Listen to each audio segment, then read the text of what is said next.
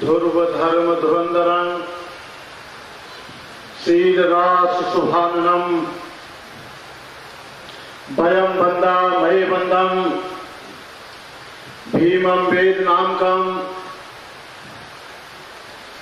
पेशवा राजाओं की जमीन पूना, परम आदरणीय समाज सुधारक महात्मा ज्योतिराव फुले, जिन्होंने शिक्षा का दीप जलाया, ये धरती उन लोगों की है जिनके पीछे झाड़ू बांधा गया, गले में हाड़ी बांधी गई और फिर उससे मुक्त करने का काम मेरे बोधिसत्व डॉक्टर बाबा साहब अम्बेडकर ने किया। आज इस गणेश कला मंच के विशाल हॉल में, जिसकी कैपेसिटी करीब 2500 से ज्यादा है, लेकिन इस विशाल हॉल में 148 लोग हैं। कार्यकर्ताओं को छोड़कर आपने 2 महीने की कड़ी मेहनत के बाद ये टेक्निकल प्रॉब्लम है, ये देखना पड़ेगा कि जो आए नहीं है, जिनका झाड़ू और हारी छुड़ाई, वो लोग क्यों नहीं आए, और आए नहीं तो इसमें आयोजकों की क्या कमी है। उन्होंने तो घर घर जाके बताया, लेकिन ये लड़ाई जो बुद्ध गया की है 135 वर्ष पुरानी है। जब 100 वर्ष लड़ाई के पूरे हुए तो सुरई सोसाइटी ने मुझसे बात की और उसकी मीटिंग पहली इंदौरा बुद्ध विहार में आयोजित की। बहुत महाराष्ट्र के लोगों को आभार मानता हूं कि उस आंदोलन में गर्मी, जाड़ा, बरसात, आंधी, तूफान, भूख प्यास की बेपरवाह किए हुए लोग महाबोधि महाविहार को मुक्त कराने के लिए निरंतर प्रयास करते रहे। आज इस आंदोलन को, उस आंदोलन के लिए 1 करोड़ 14 लाख सारी दुनिया के देश के लोगों से उसको गाड़ी में रखकर मैं ले गया था। जो मेमोरेंडम राष्ट्रपति को, प्रधानमंत्री को 1 करोड़ 14 लाख लोगों के हस्ताक्षर का, वो भी इंडिया के नहीं, बाहर के लोगों को सिग्नेचर करा के दिए गए कि महाबोधि महाविहार मुक्त होना चाहिए। उसके बाद 3 साल से निरंतर प्रयास करने के बाद हमारे प्रिय सिद्धावान उपासक आकाश लामा जी ने अपने कंधों पर उस जिम्मेदारी का, महाबोधि महाविहार की मुक्ति का आंदोलन का भार अपने दिल में लिया। 13 मई तक आंदोलन बड़ी धूमधाम से चलता रहा, लेकिन उसके बाद ये अनेकों लोग आंदोलन को फेल करने के लिए, इन लोगों ने तरह तरह के बवंडर रचे, तरह तरह की अड़चनें पैदा की। आंदोलन अपनी गति से चल रहा था, लाखों लोग इसकी आवाज सड़कों पर उठा रहे थे। आंदोलन केवल बुद्ध गया में नहीं, लेह लद्दाख, अरुणाचल, असम, मिजोरम, मेघालय, जितना भी नॉर्थ ईस्ट इंडिया थी, इस आंदोलन के लिए लोग भड़क गए, उत्साह आने लगा। लेकिन इस आंदोलन को नेस्ते नाबूद उन लालची और लोभी लोगों ने QR कोड के चक्कर में, ATM और पेटीएम के चक्कर में, बैंक अकाउंट के चक्कर में आंदोलन को कब्जे करने की कोशिश की। कमजोरी नहीं, उन्होंने कहा आकाश लामा करोड़ों रुपया लेकर भाग गया, आंदोलन खत्म हो गया। आकाश लामा कहीं नहीं गया, उसके साथ ही कहीं नए लोग गए। तरह तरह से भ्रमित प्रचार किया गया। रात के 12-1 बजे मिलकर आरएसएस के साथ उन्हीं हमारे भिक्षुओं ने जो चीवरधारी थे, उन्होंने 2 जगह से हमारे आंदोलन को हटवाया।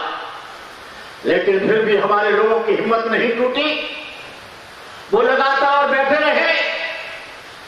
जब आंदोलन अपनी सरगर्मी से चल रहा था, बुद्ध पूर्णिमा के दिन लाखों लोग पहुंच रहे थे।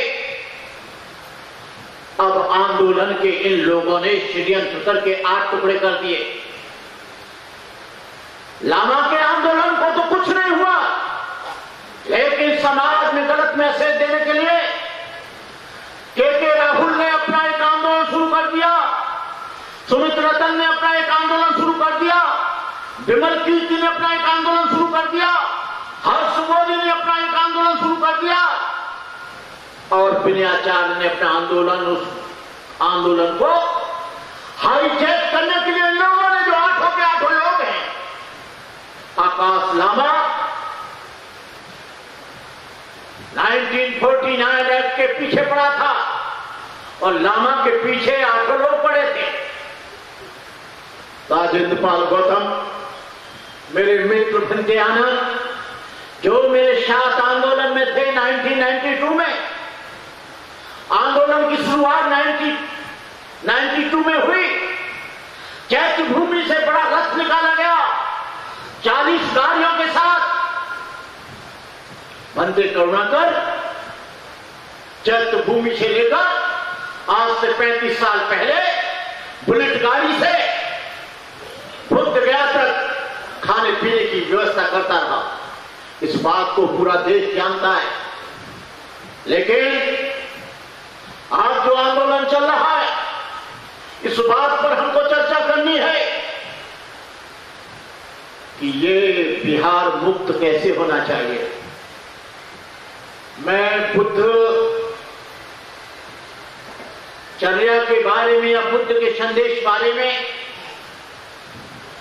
सबसे बड़ा संदेश यही है कि महाबोधि महाविहार मुक्त हो जाए।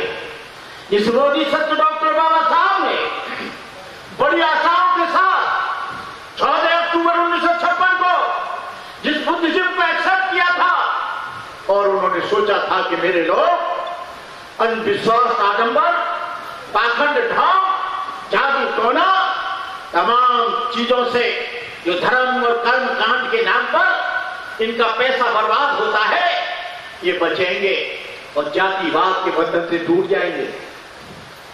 लेकिन मैं उत्तर प्रदेश में भी देखता हूं, महाराष्ट्र में भी देखता हूं, यहां बुद्धिस्ट कम नजर आते हैं। मेश्राम कांगड़े, ऊंट पटांग उनके सरने में कुतर मारे, बाग मारे, पोट दुखे, टांग दुखे, कान फाड़े, नाक तोड़े, हाथ तोड़े, हाथे कर, तमाम तरह के नाम हैं। ये नाम तुम्हारे नहीं हैं, ये नाम तुमको दी हुई गुलामी की दास्ता की भेड़ियां हैं जो मनुवाद को प्रदर्शित करती हैं। जब तक आप बुद्धिस्ट नहीं होगे और जब तक सरनेम लगाते रहोगे, आप बुद्धिस्ट नहीं हैं। जब तक आप जनगणना में बुद्धिस्ट नहीं लिखाओगे, डिक्लेयर नहीं करोगे, गजट में नहीं आओगे, तुम दोनों तरफ मजे मार रहे हो।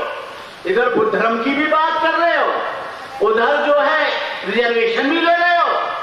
रिजर्वेशन तो बुद्धिस्टों का है, लेकिन वो दोनों तरफ बहुत से लोग तो अंबेडकर का फोटो ही नहीं लगाते। जिस डॉक्टर अंबेडकर ने इनको पढ़ने का अधिकार दिया, पानी पीने का अधिकार दिया, सड़कों पर चलने का अधिकार दिया, कपड़े पहनने का अधिकार दिया, कलम चलाने का अधिकार दिया, IAS बनने का अधिकार दिया। आज ये सब लोग भूल गए जिस डॉक्टर अम्बेडकर ने महाकाल के लिए अपना हाथ तोड़ाया था। क्या आपका कभी हाथ टूटा है? कभी आपका सर फटा है? आज आप एक्वागार्ड का पानी, शुद्ध पानी, बिस्लरी का पानी पीते हो। जिस डॉक्टर अम्बेडकर को गाड़ी से गाड़ी बांधने नीचे उतार दिया, आज आप बड़ी बड़ी गाड़ियों में चलते हो। हमको खुशी है, लेकिन डॉक्टर अम्बेडकर को एहसान फरामोश बेईमान लोग, जो पढ़े लिखे लोग हैं, ये हॉल पूरा का पूरा भर जाना चाहिए था। मुझे तो ऐसा लग रहा है कि डॉक्टर अम्बेडकर ने केवल इन 148 लोगों के लिए काम किया था, बाकी के लिए नहीं किया था। लेकिन मत भूल जाओ कि आज पेशाब छिड़का जा रहा है, बरातें निकलने नहीं दी जा रही हैं, रेप हो रहा है, पिटाई हो रही है, सारे निजीकरण हो रहे हैं, रेलवे का निजीकरण हो रहा है, एयरपोर्ट का निजीकरण हो रहा है, LIC का निजीकरण हो रहा है, बैंकों का निजीकरण हो रहा है, तमाम सरकारी संस्थानों का निजीकरण हो रहा है। जब निजीकरण होगा तो बनिया की दुकान में रह जाएगी, तुम लोगों को, तुम्हारे आने वाली औलादों को नौकरी नहीं मिलेगी। जब नौकरी नहीं मिलेगी तो इतने बड़े हॉल में आप कार्यक्रम नहीं कर पाएंगे। आप खुद से लेकर आज तक देख लीजिए, धर्म भी अर्थ से चलता है, धर्म भी धन से चलता है, धर्म भी सोना चांदी से चलता है। अनाथ पिंडक के पास पैसा ना होता तो सोने की असरफियां बिछाकर बुद्ध के लिए आलीशान बुद्ध विहार नहीं बनवा पाता। ये आज महाराष्ट्र में सबसे ज्यादा पढ़े लिखे लोग हैं, महाराष्ट्र में सबसे ज्यादा धनाढ्य लोग हैं, महाराष्ट्र में सबसे ज्यादा बुद्धिजीवी लोग हैं, महाराष्ट्र में सबसे ज्यादा संघर्षशील लोग हैं, महाराष्ट्र में सबसे ज्यादा जागृति है। लेकिन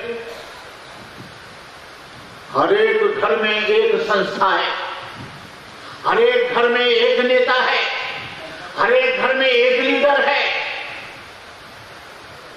उनमें कोई समझौता नहीं। 1976 में, 1979 में दलित पैंथर के लोग मथुरा में बंद हुए। बापूराव पखिरके और पाटिल, रामदास आठवले मेरे पास गए जब मेरी उम्र 27-28 वर्ष थी। हमने कहा हम चलेंगे, अपने भाइयों को छुड़ाएंगे। उन 250 लोगों का खाने का इंतजाम, नहाने धोने का इंतजाम, टिकट का इंतजाम बंदे करुणाकर ने किया। ये बातें बहुत बुलाते हैं, लेकिन यहां का नेता मुझे कहने में कोई गुरेज नहीं। कोई कांग्रेस में चला गया तो कोई बीजेपी में चला गया, कोई शिवसेना में चला गया तो कोई कहीं चला गया। इन्होंने बाबा साहब की बनाई हुई रिपब्लिकन पार्टी की हत्या कर दी। उसके 10 MP MLA भी नहीं आ पाते। बाबा साहब ने समता सैनिक दल बनाया, जुल्म और समता के लिए, उसके भी टुकड़े हो गए। भारतीय बौद्ध महासभा बनाई, उसके भी 10 टुकड़े हो गए।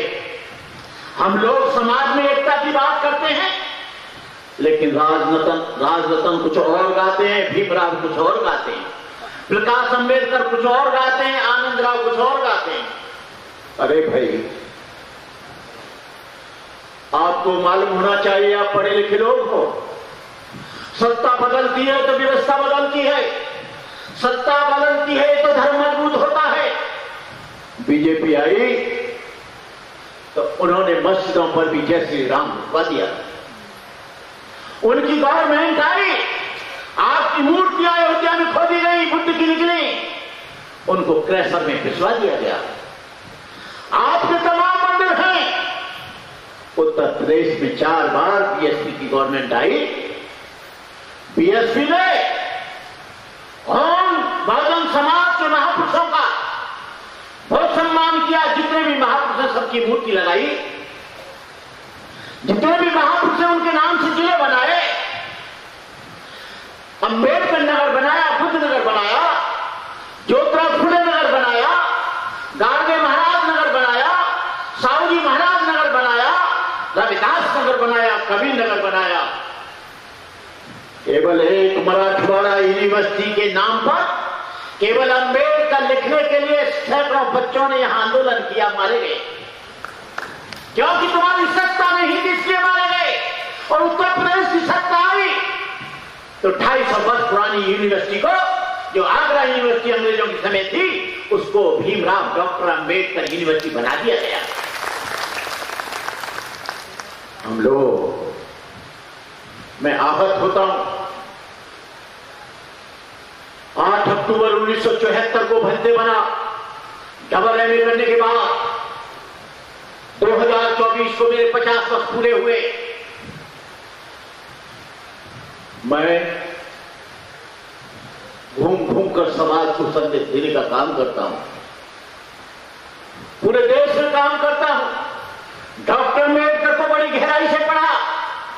मैं कह सकता हूं कि डॉक्टर अम्बेडकर को, साहूजी महाराज और फुले को, गाड़गे महाराज को, रामास्वामी नायकर को यदि आप पढ़ते तो आज इस देश की रौनक ही कुछ और होती है। इस देश के जिम्मेदार कौन हैं जो मंचों पर बैठकर अपना चेहरा चमकाना चाहते हैं? मैं इसको जिम्मेदारी के साथ कहता हूं कि दुनिया के बौद्धों में आपकी कहीं गिनती नहीं है। इस मुगालते में मत रहना कि बाबा साहब डॉक्टर अम्बेडकर ने बुद्धिज्म में अडॉप्ट किया था तो हम भी बुद्धिस्ट हो गए। आपको संस्कारवान बनना पड़ेगा। थाईलैंड में ये जो चीवर है भिक्षु के लिए नहीं, वो तो एक आदमी के ऊपर चीवर है। ये 10 पार्विकाओं का चीवर है जो भिक्षु बड़ी तपस्या के साथ उसका पालन करता है। और भिक्षु के सामने राजा भी थाईलैंड का, श्रीलंका का थाईलैंड का, भूटान बर्मा का था, राजा नीचे बैठता है। नहीं तो भंते, चंद्रकीर्ति भंते को पूछ लेना यहां क्या करता है। भंते उठो, मैं लामा जी के बगल में बैठूंगा। वहां बैठकर भंते उठो, यहां कोई और बैठेगा। दुनिया में किसी भी भिक्षु को ऐसा नहीं कहा जा सकता, हमारे उत्तर प्रदेश में भी नहीं कहा जा सकता। आज 41 वर्ष बाद में आपके यहां पर पूना में आया था। यहां मेरा भतीजा यूपीएससी से सेलेक्ट हुआ था, यहां ट्रेनिंग हुई थी। नया बच्चा था 24 साल का, तो उसको छोड़ने आया था। उसके बाद में आज आया हूं। ये लामा जी की चंद्रकीर्ति की मेहरबानी है जो मुझे एरोप्लेन में बिठाल कर यहां ले आई। ये आंदोलन शहादत मांग रहा है, कुर्बानी मांग रहा है, बलिदान मांग रहा है। वक्ते जिहाद है सभी रस का नहीं, वक्ते जिहाद है सभी रस का नहीं। हो खून का कतरा किसी के रस का नहीं। बुलावा सरफरोशों का हुआ है, फिर है मैदान जानदारों का मर्जी इसका नहीं। ये आंदोलन के लिए अब सड़कों पर आना पड़ेगा। समय गुजर गया है, 135 वर्ष कम नहीं होते हैं। बोधिसत्व डॉक्टर बाबा साहब अम्बेडकर ने इस भारत को इतना अच्छा तोहफा दिया।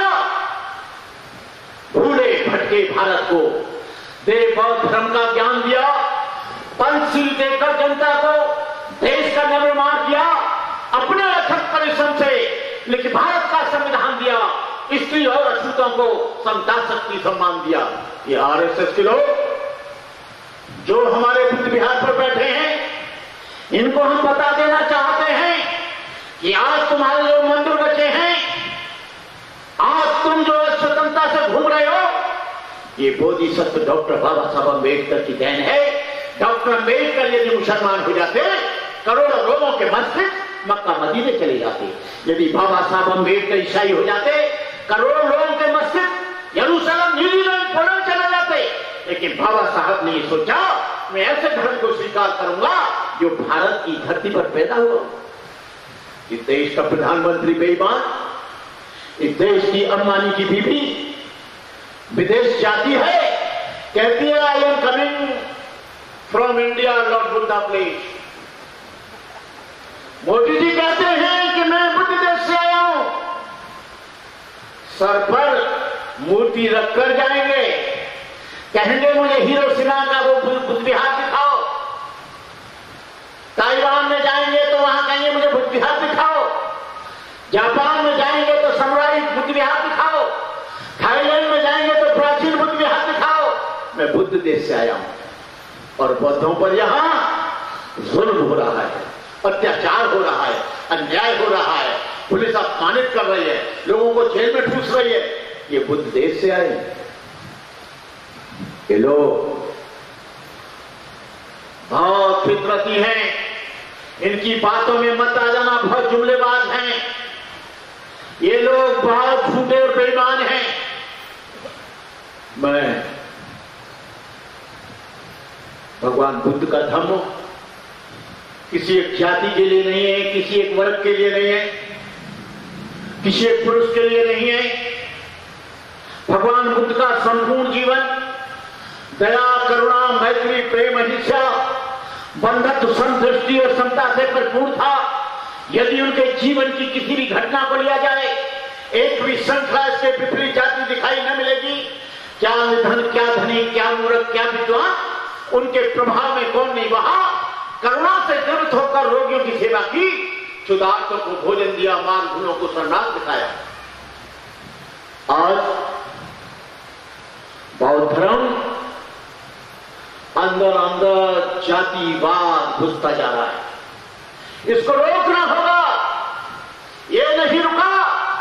जिस बुद्ध ने ये कहा था, न जच्चा वसलो होती, न जच्चा होती ब्राह्मणो, कम्मनो वसलो होती, कम्मनो होती ब्राह्मणो। भगवान बुद्ध ने जातिवाद पर जितना कुठारा घात किया, उतना और किसी ने नहीं किया। भगवान बुद्ध ने कहा, जन्म से न कोई ऊंचा होता है न नीचा होता है, कर्म से। जो बुद्ध का पंचशील है वो कर्म है हमारा, जो बुद्ध का संगीत मार्ग है वो कर्म है हमारा। जो इस पर चलेगा वो निश्चित रूप से सुखी होगा, जो नहीं चलेगा वो नीच होगा। तथागत के समय का संत एक समुद्र की तरह था, उसमें राजा महाराजाओं के सपुत्र थे, राजकुमार युवराज थे, रईस थे, छोटी क्षत्रिय योद्धा सरदार थे, ब्राह्मण थे, चांडाल थे, शूद्र व बैस थे, अंगुलीमाल जैसे लोग थे जो डांग निकालता, विप्रादी लोगों का खून करता, अम्बपालकासी नगर बधू थी जिसकी एक एक दाम पर राजा और अमीर लोग लाखों रुपया में छावर करते थे। सुपात था, कुत्ते का मांस खाता, स्वाति मछला था, नंद ग्वाला था, धनिया कुम्हार जाति से आया था, सुपैया डॉन था जो शमशान से आया था, यह समीर व्यापारी की बेटी थी। कहने का मतलब यह है, तमाम जातियों के लोग आए। उपाली नाई था, माता से ब्राह्मण था, सुनीत भंगी था जिसने रंग प्राप्त किया, महापंडित आर्देव का शिष्य चांडाल का बेटा था। इस धर्म में बैठकर कोई ऊंचा नीचा नहीं होता। यदि ऊंचा और नीचा होता तो जब राजकुमारों का मुंडन हो रहा था, वहां झाड़ू लगाने वाला व्यक्ति सुनी बार बार देखता, बार बार छुप जाता। उसने कहा कि तू दीक्षा लेगा? आनंद से कहा, आनंद देखो ये क्यों झुकता है। उस बेचारे ने कहा जो गंदगी साफ करता था, हे तथागत में छोटी जाति से हूं, ये राजा महाराजा राजपूत ठाकुर छत्री हैं और कहते हैं हमारी छाया से पवित्र हो जाएंगे। भगवान ने कहा बड़ी अच्छी तरह से, कोई तुझे परेशान नहीं करेगा, तू भिक्षु बनेगा। आनंद से कहा इसका सर का मुंडन करो। सर का मुंडन हुआ, दीक्षा प्रारंभ हुई। ब्राह्मण क्षत्रियों ने और तमाम लोगों ने विरोध कर दिया और कहा, तब भगवान बुद्ध ने कहा ये उम्र से भी छोटा है, काम से भी छोटा है, पहले इसको दीक्षा देंगे। भगवान बुद्ध ने उसको दीक्षा देकर उसे निर्वाण का रास्ता, सन्मार्ग का रास्ता बताया। और मैं कहने का मतलब यह है कि आप सभी लोग लामा जी को मैं अपनी बात खत्म करते हुए लामा जी के साहस को, लामा जी के हौसले को, लामा जी की ईमानदारी को, लामा जी के निरंतर धम्म को जगाने के लिए, लामा जी को इस महाबोधि महाविहार के के लिए समर्पित होते हुए वो अकेले ही नहीं है, उनके साथ उनकी पत्नी भी चलती हैं। और लामा जी ने कहा बुद्धगया में अपनी पत्नी से कि मैं इस आंदोलन को लड़ूंगा, महाबोधि महाविहार के लिए अपने जीवन को उत्सर्ग करूंगा, और जब मैं इस दुनिया में न रहूं तो मेरी डेड बॉडी लेकर तुम वापस शिलांग चली जाना, सिक्किम चली जाना, दार्जिलिंग चली जाना। कम से कम लोगों को यह भरोसा होगा कि मैं जो आंदोलन चला रहा हूं वो कोई मेंबर ऑफ पार्लियामेंट बनने के लिए नहीं, मैं अल्पसंख्यक आयोग का मेंबर बनने के लिए भी नहीं, मैं इस बीटीएमसी में जनरल सेक्रेटरी बनने के लिए भी नहीं। हर पद को लात मार दूंगा जब तक ये मुक्त नहीं होगा। मैं ज्यादा बोलते हुए मेरे पास पर्ची आ गई है, तो मैं अपनी बात समाप्त करते हुए आप सब लोगों को धन्यवाद देता हूं। जितने भी लोग हो, आप इस संदेश को घर घर तक, द्वारे द्वारे तक फैलाना। मेरी अब तक जितनी भी मीटिंग हुई है, कहीं भी 1000, 2000, 10,000 से कम नहीं रही है, लेकिन मैं एक एक आदमी को 1-1 लाख की तरह मानता हूं। और आप लोग इस कार्य को, भगवान बुद्ध ने तो केवल 5 लोगों को ज्ञान सुनाया था, आप लोग तो बहुत लोग हैं। मस्जिद में मैनेजमेंट मुसलमानों का होता है, चर्च में मैनेजमेंट ईसाइयों का होता है, गुरुद्वारे में मैनेजमेंट सिखों का होता है, मंदिर में मैनेजमेंट हिंदुओं का होता है। इसी तरह से इस धर्मनिरपेक्ष देश में, सेकुलर देश में महाबोधि महाविहार हमारा होगा। बोलो महाबोधि विहार लेके रहेंगे, लेके रहेंगे। महाबोधि विहार मुक्त करो, मुक्त करो। आपकी आवाज में दम नहीं है, क्या कुछ खाया है कि पिया है? महाबोधि विहार मुक्त करो, मुक्त करो। आकाश लामा संघर्ष करो, हम तुम्हारे साथ हैं। आकाश लामा संघर्ष करो, हम तुम्हारे साथ हैं। जय भीम, नमो बुद्धाय, जय भारत। आप सभी लोग सुखी रहें, अच्छा रहें। मुझे अच्छा लगा आप सब लोगों से मिलकर, फिर मिलेंगे।